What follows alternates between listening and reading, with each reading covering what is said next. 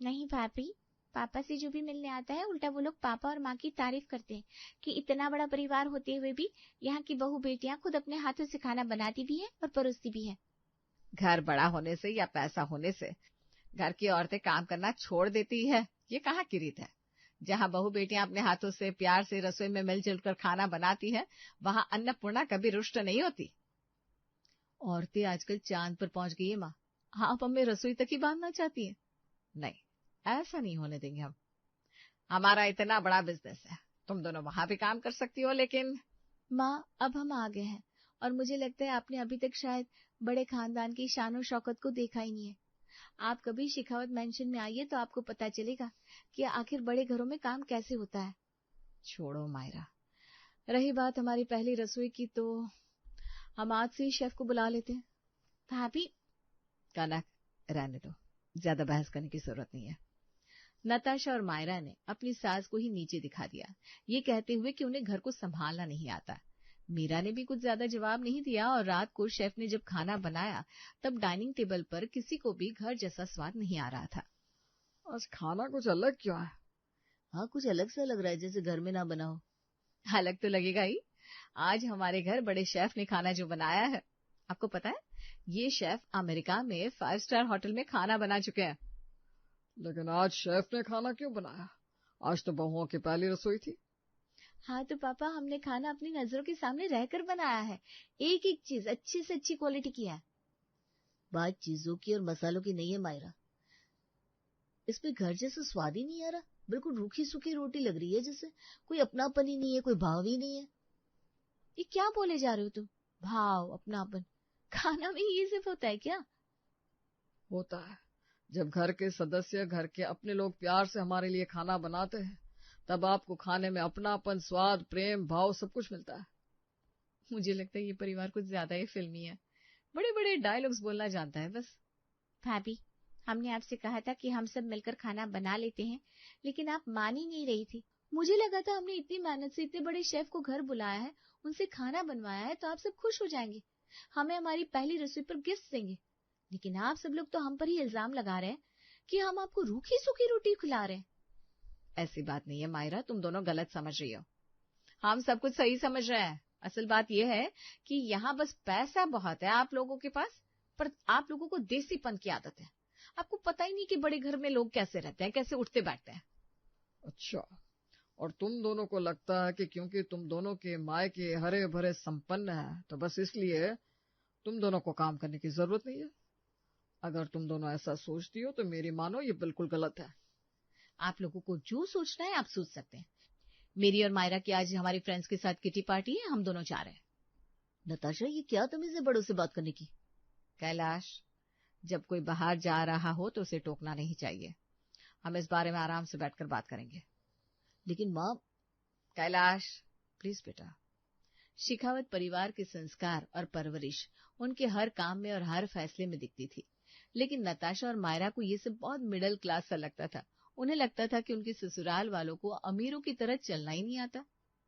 क्या सोचा था कि बड़े घर में शादी हो रही है, रोज पार्टी करेंगे, रोज ट्रिप पर जाएंगे, लेकिन यहाँ तो हर दिन नया कार्यक्रम होता है। कभी पूजा, कभी अनाथ आश्रम में जाओ, कभी गाय की सेवा करो, और ऊपर से हमें ज्ञान देते ये लोग कि घर की बहुओं को ऐसा होना चाहिए, वैसा होना चाहिए। मैं बता रही हूँ, ये सब ना हमारी सास की वजह से हो रहा है। वो किसी गांव से होंगी, उन्हें पता ही नहीं होगा कि यहाँ अजमेर में लोग कितने शान और शौकत से रहते हैं। बस कि इस घर को धर्मशाला बना दिया है। सही कहा। पता नहीं उनके मायके वाले क्या करते हैं, जरूर गांव में खेती बाड़ी करते होंगे, इसीलिए तो माँ को कुछ अता पता नहीं है। आजकल खुद खाना कौन बनाता है भाई? खुद तो ऐसी है, अपनी बेटी को भी यही सिखा रही है कि बेटा ससुराल में जाकर झाड़ू पोछा बर्तन करना। पागल। मेरे दिमाग में ना एक आइडिया है, क्यों ना हम इनके मायके वालों को ही यहाँ बुला लेते हैं, फिर आएगा मजा। जब हमारे सामने वो लोग गांव के देसी लोगों की तरह आएंगे, तब पता चलेगा इस घर में सबको कि आखिर स्टेटस क्या होता है।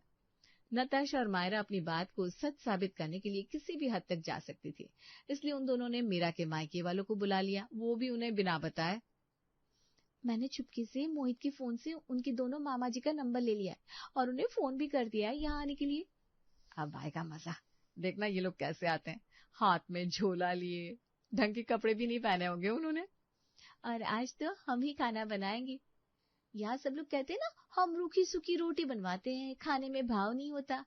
आज तो खुद पकाएंगे खाना, देखते हैं ये गांव वाले कैसे खा पाते हैं। नताशा और मायरा ने आज खुद खाना बनाया था, लेकिन वो भी बस मीरा के मायके वालों को नीचे दिखाने के लिए। शाम होते ही शिखावत मैंशन में बड़ी हलचल सी मच गई थी। काफी सारे नौकर और बॉडीगार्ड्स आकर खड़े हो गए थे। पहले तो किसी को कुछ समझ में ही नहीं आया, फिर धीरे धीरे सबको बात समझ में आने लगी। ये क्या हो रहा है? लगता है दोनों मामा जी आए हैं आज, तभी तो इतनी सिक्योरिटी और बॉडीगार्ड्स आए हुए घर पर।